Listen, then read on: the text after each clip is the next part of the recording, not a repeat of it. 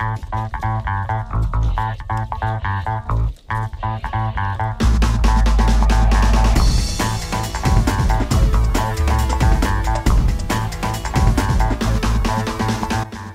pasado 3 de mayo las autoridades venezolanas dieron a conocer que frustraron un intento de incursión militar a su territorio. Días después se daría a conocer que este operativo militar llevaba el nombre de Operación Gedeón y el cual tenía como finalidad el derrocar al gobierno de Nicolás Maduro. Hay diferentes versiones sobre la forma en la cual iban a tratar de lograr dicho objetivo, según los directivos de la empresa estadounidense Silvercorp, la cual está establecida en Florida y es para quien trabajan los mercenarios estadounidenses que fueron detenidos por las autoridades venezolanas. Señalaban que ellos buscaban incursionar para ir deteniendo a personas allegadas al gobierno de Nicolás Maduro, y esto con la finalidad de hacer que los militares que aún son leales al dicho gobierno pues cambiaran de bando y ayudaran a esta revuelta que buscaba derrocar al mismo. Según el gobierno de Venezuela, tal operativo tenía como la finalidad el asesinato de Nicolás Maduro, y según las declaraciones, la confesional de los mercenarios estadounidenses detenidos por el gobierno de Venezuela, ellos buscaban tomar el control del aeropuerto para que pudiera aterrizar una aeronave donde se pudiera llevar detenido a Nicolás Maduro a Estados Unidos. Aquí se vuelve muy importante y hay que recordar que Nicolás Maduro ya se presentaron cargos criminales en el territorio estadounidense y hay una recompensa de $15 millones para aquella persona que otorgue información que derive en la captura del mandatario venezolano. Hay que recordar que Estados Unidos no reconoce a Nicolás Maduro como el representante legítimo de dicho estado, sino ellos van a reconocer a Juan Guaidó como el presidente de Venezuela. Se vuelve muy interesante este incidente justamente porque es como un paréntesis en lo que estamos viviendo en la pandemia del COVID-19 y por las diferentes vertientes y las conexiones jurisdiccionales que tiene el mismo. Se vuelve relevante por el uso de mercenarios extranjeros, por la participación de una empresa estadounidense, por el uso del territorio colombiano para adiestrar estos mercenarios, por la afectación que hubo a Venezuela, la posible agresión y todas las repercusiones de derecho internacional que pudiera tenerse dentro de lo mismo. El primer punto en el cual voy a estar platicando es el uso de mercenarios. Aquí es muy importante señalar que los mercenarios desde hace varios siglos existen dentro de la comunidad internacional e inclusive se les conocen bajo otros nombres como filibusteros. Los filibusteros son aquellas personas que supuestamente están motivados ideológicamente, que buscan ayudar a cierta población para que adquiera su libertad o que se pueda adquirir cualquier otra justificación que ustedes le quieran poner, y esas personas se van a ir a ese país para participar, a ayudar a esos movimientos insurgentes.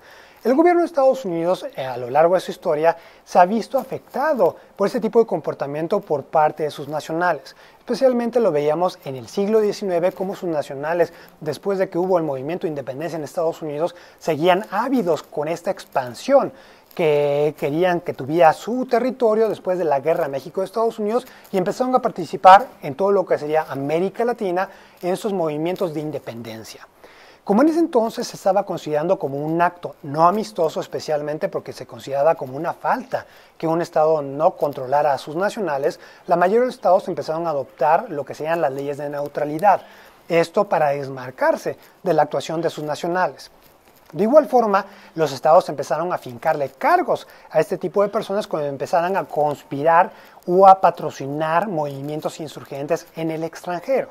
Esto pues va muy ligado a lo que sería la justificación o la teoría de guerra justa y guerra injusta. Vemos que la figura o la participación de mercenarios o filibusteros está reprochada por la comunidad internacional, pues porque se está considerando que afecta los derechos humanos de la población civil del Estado receptor y de igual forma porque viola el principio de la libre autodeterminación de los pueblos. Esto porque vamos a ver que históricamente los estados no van a intervenir en terceros estados a través de sus estados, de sus ejércitos, sino han sido mucho más hábiles y un poco más sofisticados en la forma en la cual intervienen en el extranjero. Básicamente están interviniendo los estados ya desde hace varias décadas con el uso de grupos terroristas, con el uso de grupos de mercenarios o de grupos paramilitares. Esto con la finalidad de que no se le atribuya de forma directa la responsabilidad del Estado y la actuación de esos particulares no se le pueda vincular al mismo. Entonces vamos a ver que el uso de mercenarios, si bien está prohibido dentro del derecho internacional, ha habido diferentes etapas históricas, especialmente en el siglo XX, donde ya vemos un esfuerzo de codificación para establecer claramente este tipo de prohibición. El primer esfuerzo que vamos a hacer mención el día de hoy va a ser la Convención de La Haya de 1907, donde se prohíbe el uso de mercenarios dentro de los conflictos armados. Posteriormente vamos a ver varias resoluciones de la Asamblea General de las Naciones Unidas, pero finalmente vamos a ver una convención de 1989, una convención internacional, la cual prohíbe el uso, el adiestramiento, el reclutamiento y la financiación de los mercenarios. En el ínter de que comentaba yo de esta convención internacional, la cual dígase de paso que no ha tenido gran eco dentro de la comunidad internacional, ya que solamente una treintena de estados son partes a la misma, pues vamos a ver las resoluciones de la Asamblea General, en las cuales van a resaltar la resolución 3314, en la cual se define la agresión y se considera el uso de mercenarios como un acto de agresión. Asimismo, vamos a ver la resolución 2625, que codifica los principios de derecho internacional aplicables en las relaciones de amistad y cooperación entre los estados, donde nuevamente se prohíbe el uso de mercenarios. Y finalmente la resolución 5681 de responsabilidad internacional de los estados, la cual se vuelve relevante para poder establecer un vínculo entre el uso del grupo o las actuaciones de particulares con el estado. Entonces vamos a ver que el mercenarismo, si bien hay una prohibición en este tipo de resoluciones e inclusive se intentó codificar por parte de la Comisión de Derecho Internacional de las Naciones Unidas cuando estaban redactando su Código de Crímenes Internacionales, vemos que si bien estaba en los primeros trabajos, cuando se tiene el último trabajo, el documento final que derivó en lo que sería el documento base para redactar el Estatuto de Roma de la Corte Penal Internacional, pues vemos que la criminalización del mercenarismo, el mercenarismo no era considerado como un crimen, se quitó completamente de dicho documento. Entonces vemos que al día de hoy, si bien existe la prohibición, esto no se ve criminalizado al día de hoy. Y de igual forma, reconociendo que la Convención del 89 no ha adquirido el eco que se quisiera dentro de la comunidad internacional, donde se establece la obligación de los estados de criminalizarlo dentro de su territorio, pues vamos a ver que no es un crimen internacional en sí. Entonces vemos que al día de hoy que la comunidad internacional, al darse cuenta que es básicamente imposible, porque a muchos de los estados no les conviene el criminalizar este tipo de conductas, porque a lo mejor sus nacionales se dedican a este tipo de actividades, o inclusive estamos viendo el surgimiento de un nicho de empresas que se dedican a proveer servicios de seguridad y servicios militares, que básicamente es la profesionalización del uso del mercenario, pues vamos a ver que la comunidad internacional, reconociendo esta realidad, pues en especial el Comité Internacional de la Cruz Roja y el gobierno de Suiza auspiciaron lo que sería la redacción del documento de Montreux de 2008, donde se va a especificar que este tipo de personas y este tipo de empresas pues deben de respetar en todo momento el derecho humanitario en las actividades que los mismos vayan a realizar. Como podemos darnos cuenta, el mercenarismo no es un crimen internacional, sino se le va a dejar a los estados la persecución de los mismos. Entonces aquí se va a volver muy relevante lo que comentaba, la reacción que tuvo el gobierno de Estados Unidos, en la cual de inmediato anunciaron que le iban a fincar cargos penales al directivo de esta empresa Silvercorp, que tiene su sede en el estado de Florida, y los crímenes con los cuales se está acusando es de tráfico ilícito de armas. Por parte del gobierno de Colombia, ellos también, con la finalidad de desmarcarse de este operativo que salió desde su territorio, pues ellos señalaron que en reiteradas ocasiones ellos habían detenido el tráfico de armas que probablemente iban a ir a Venezuela,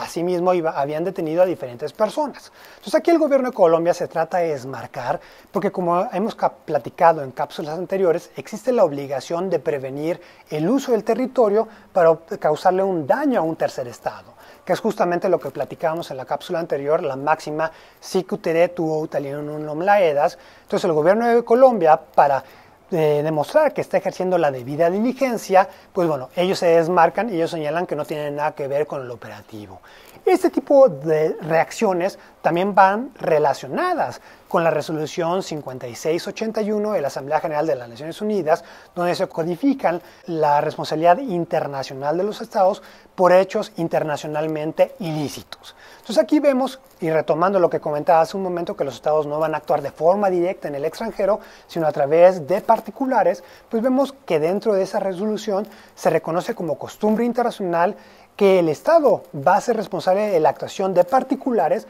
cuando los particulares actúan bajo la dirección y el control del propio Estado.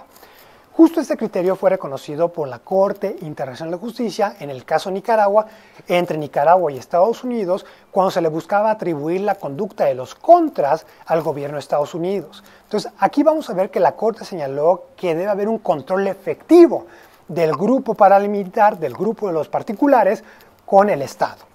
Si el Estado no controla efectivamente la conducta de estas personas, pues no se le puede atribuir la conducta al mismo. Es muy importante reconocer que el Tribunal Internacional para la Antigua Yugoslavia flexibilizó ese criterio. En lugar de tener un control efectivo, hablaba de un control general, pero bueno, nuevamente cuando se volvió a discutir este criterio, esta divergencia de criterios ante la Corte Internacional de Justicia, en el caso de genocidio, en el cual estaban demandando a Serbia por los crímenes que se cometieron durante la Guerra de los Balcanes, pues nuevamente la Corte Internacional de Justicia señaló que el criterio vigente era el del control efectivo.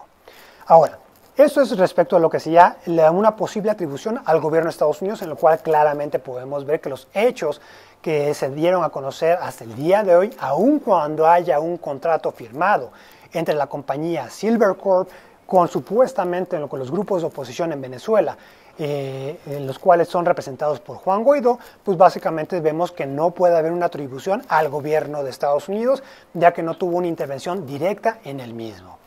En segundo término, hablamos, y el segundo criterio en el cual se le puede atribuir la conducta de particulares al Estado, es cuando el Estado aplaude este tipo de conductas, en el cual básicamente empieza a alentar a este tipo de personas a realizar este tipo de conductas. Aquí quien encuadraría sería el gobierno de Colombia, en el cual estaría permitiendo el uso de su territorio para causarle un perjuicio a un tercer Estado que sería Venezuela. Entonces aquí el gobierno de Colombia, precisamente por eso, de inmediato salió a señalar que ellos no estaban vinculados al mismo, que no tenían conocimiento de estos campamentos clandestinos donde estaban entrenando estas personas. Y bueno, y aquí justamente por esta obligación que existe dentro del derecho internacional es que el gobierno de Venezuela acusa ahora que va a denunciar penalmente ante la Corte Penal Internacional al gobierno colombiano por haber permitido el uso de su territorio para causarle una agresión a Venezuela. Aquí se vuelve relevante porque Colombia sí es parte del Estatuto de Roma de la Corte Penal Internacional y se va a volver muy interesante ver si el mismo es aceptar esta denuncia ante la Corte Penal Internacional y si se deriva en una investigación. Hay que señalar que tanto Venezuela como el gobierno de Colombia tienen exámenes preliminares abiertos por parte de la Fiscalía de la Corte Penal Internacional. Entonces aquí va a ser muy interesante porque ese tipo de conductas, como les comentaba hace un momento, sí pueden encuadrar en lo que sea el crimen de agresión.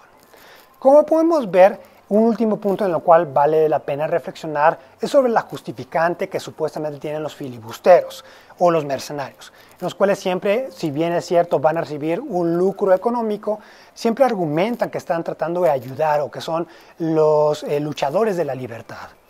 Justamente estamos viendo una caracterización que cuando el filibustero logra ayudar a que se derroque a un gobierno o a la independencia de un Estado, pues el mismo va a ser considerado como un héroe nacional, aun cuando sea extranjero. Entonces aquí los filibusteros, si bien estaban argumentando que ellos estaban luchando por ideales, aquí se vuelve muy interesante si lo vinculamos o tratamos de hacer un ejercicio filosófico donde platicábamos en la cápsula anterior cómo estábamos viendo el surgimiento de nuevos actores dentro de la esfera internacional, los cuales si bien no son sujetos internacionales, pues sí están teniendo una influencia real. Especialmente estaba hablando yo de las empresas transnacionales y de lo que serían las organizaciones altruistas, las cuales ante este tipo de pandemias o de fenómenos transnacionales, al tener la posibilidad de actuar de una forma mucho más rápida que los estados, pues veíamos que era muy oportuna la intervención que estábamos teniendo en la pandemia del COVID-19, cuando los mismos estaban patrocinando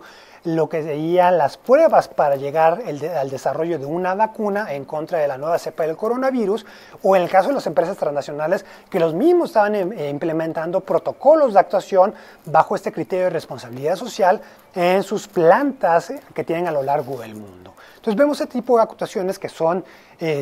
muy aplaudidas porque justamente estamos viendo el principio del buen samaritano que tenemos a nivel interno trasladado a la esfera internacional.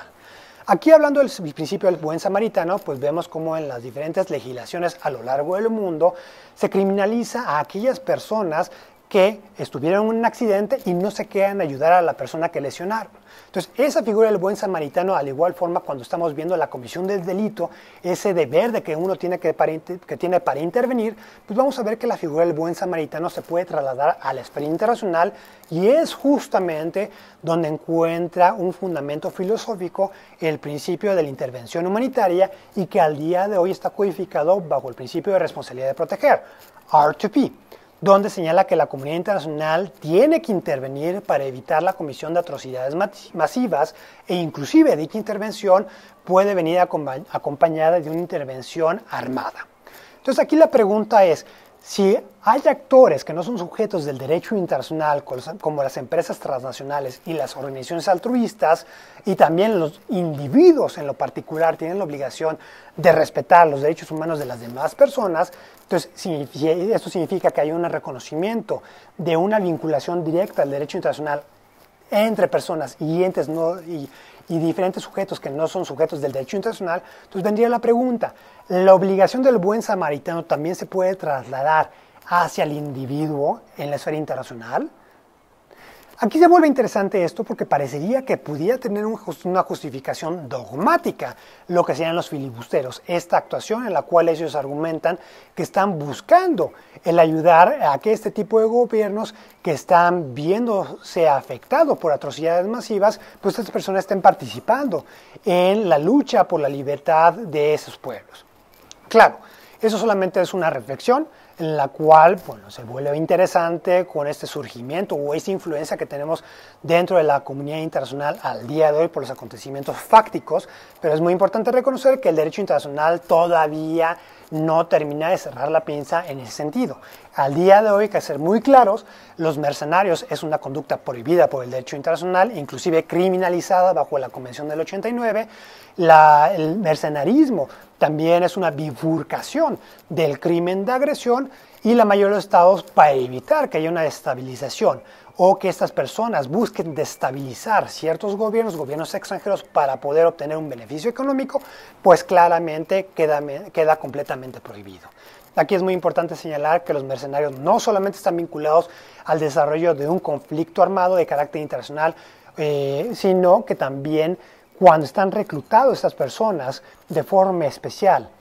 para poder derrocar un gobierno específico, que es la segunda definición que nos provee la Convención del 89, pues también va a ser considerado como mercenario. En otras palabras, es una persona reclutada especialmente para participar en el derrocamiento de un tercer gobierno. Esta persona va a obtener como compensación un lucro económico. Esta persona no forma parte de las fuerzas militares del Estado donde está aconteciendo los hechos, tampoco está con un envío o con una misión especial de su estado de origen. Entonces, como podemos ver, la operación que se llevó a cabo en Venezuela se vuelve muy interesante de analizar bajo las diferentes perspectivas de derecho internacional. Especialmente es muy importante darle seguimiento a ver cómo reacciona el gobierno de Estados Unidos, porque a través de su secretario de Estado, Mike Pompeo, señalaron que iban a hacer todo lo posible para recuperar y repatriar a sus nacionales, los cuales fueron capturados por las autoridades venezolanas. Aquí se va a volver muy importante ver cómo va a reaccionar el gobierno de Venezuela ante tal reclamo del gobierno de Estados Unidos,